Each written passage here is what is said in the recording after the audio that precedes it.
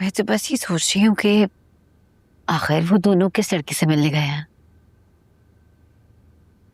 जिससे भी मिलने गए हो हमें क्या। हाँ, बात तो आप ठीक कह रहे हैं।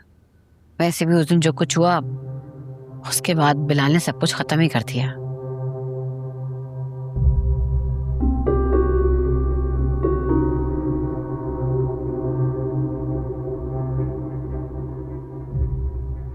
क्या सोच रहे हैं? सोच रहा हूँ कि आज जिस तरह बिलाल बोला है गुड़िया बाजी के आगे, उससे मुझे हैरान कर दिया। इसमें हैरानी वाली कौन सी बात है? वैसे भी बिलाल मतलब के रिश्ते निभा रहा था। मतलब खत्म तो रिश्ते और लिहाज भी खत्म हो गया। तो इसका मतलब कि हमें भी मतलब के रिश्ते निभाने होंगे। क्या मतलब? क्या फिर से गुड़िया बाजी की चाकरी करनी पड़ेगी?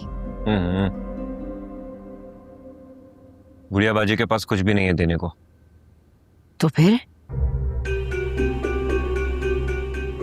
ये कि बिलाल को साथ मिलाना होगा। उससे क्या होगा?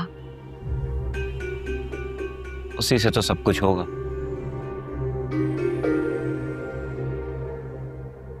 शारिक, की इधर उधर की बातें मत करें मुझसे, सीधी बात करें मुझसे। अगर सीधी बात करूं तो इस घर को बेचकर अपना हिस्सा लेने का फैसला मैंने कैंसिल कर दिया। ये क्या बात कर रहे हैं आप? ये कैसे हो सकता है? मैं तो इसी आस पे दिन गुजार रही थी कि मारिया की शादी हो जाएगी और हम अलग हो जाएंगे। एक तो तुम ना बगैर सोचे समझे शुरू हो जाती। अगर अपनी छोटी सी अकल को जरा इस्तेमाल करो तो तुम्हें अंदाजा हो कि इस घर को बेचकर हमें कोई फायदा नहीं है, जबकि ज्यादा नफा इस घर पर कब्जा करने से होगा।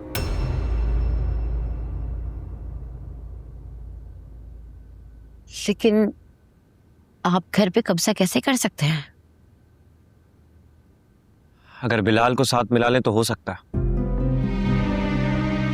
मैं समझी नहीं, कहना क्या चाहते हैं? एक तो तुम्हें समझाने के चक्कर में ना मेरी अकल का सफाया हो जाएगा। फिर भी बताएं तो सही मुझे। मुझे जो बताना था मैं बता चुका हूं। तुम बस एक काम करो कि रानी को किसी भी तरह से अपने साथ मिलाने की कोशिश करो, बस।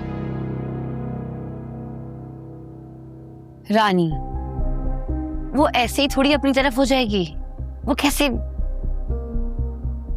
देखो, ये कोई इतना बड़ा काम नहीं है, समझी?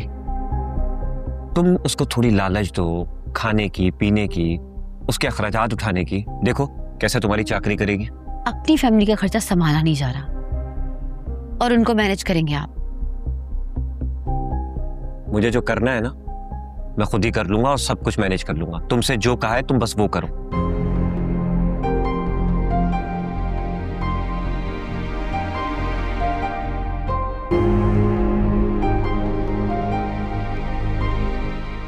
खाना खाओ। भूख नहीं है मुझे।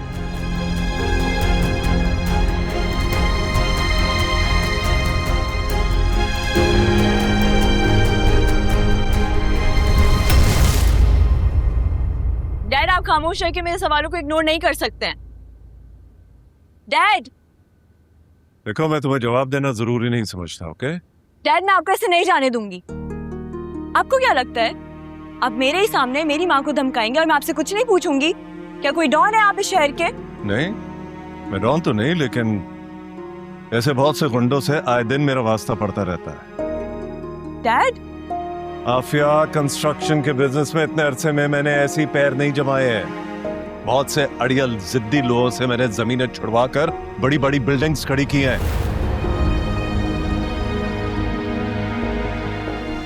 आप तो मुझे मेरे डैड इस वक्त लग ही नहीं रहे हैं।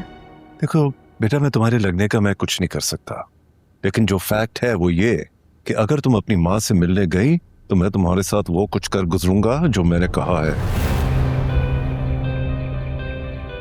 बहुत से मैंने तरीके आजमाए तुम्हें कन्विंस करने के लिए, बहुत कोशिश की मैंने। मैं नहीं चाहता कि मैं तुम्हें अपना क्रूड फेस दिखाऊं, ओके? इसलिए अगर तुम चाहती हो कि तुम्हारी माँ खुश रहे तो उससे दूर रहो, okay? And by the way, Fayaz को मैंने इनवाइट किया डिनर पे कल। फयाज अंकल कब आया ऑस्ट्रेलिया से? फयाज ऑस्ट्रेलिया से लास्ट वीक आया है और हम दोनों ने तुम्हारी और फहद की शादी फाइनल कर दी है। Are you serious dad? मुझसे बिना पूछे आप कैसे सब कुछ फाइनल कर सकते हैं?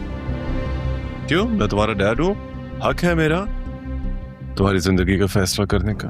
आप जबरदस्ती अपना फैसला मुझ पे इम्पोज नहीं कर सकते हैं डैड, ये ज्यादती है मेरे साथ। देखो आफिया बेटा, तुम्हें भी ऐसा लग रहा है, लेकिन जब तुम जिंदगी में मूव ऑन कर जाओगी फहद के साथ, तो तुम्हें अंदाजा हो जाएगा कि तुम्हारे डैड का डिसीजन बिल्कुल सही था। डैड मैं मूव ऑन नहीं कर सकती, मैं शादी करूंगी तो सिर्फ अहमद से।